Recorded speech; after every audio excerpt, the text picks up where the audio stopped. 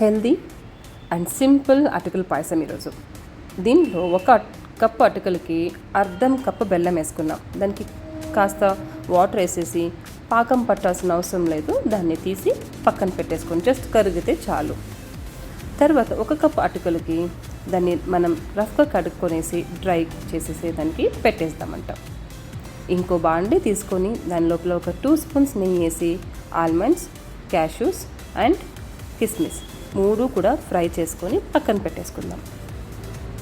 ఇప్పుడు మనం ఇంకొంచెం నెయ్యి యాడ్ చేసేసి ఇందాక పెట్టుకున్న డ్రై అటుకుల్ని ఇప్పుడు దాని లోపల వేసేద్దాం. దాన్ని బాగా ఫ్రై చేస్తే కలర్ చేంజ్ అవుతుంది, క్రిస్పీ అవుతుంది అండ్ మంచి స్మెల్ కూడా వస్తుంటుందండి. దాని లోపల మనము 2 కప్పుల పాలు, ఏ కప్పు అయితే మనం అటుకులు తీసుకున్నాం అదే కప్పుతో పాలేసి కొంచెం సాఫ్రాన్ యాడ్ చేశాను. దాన్ని బాగా ఉడుకుతున్నప్పుడు చెయ్యి ఆడిస్తూ ఉంటే అది 1 కప్పు వరకు వచ్చేస్తుంది.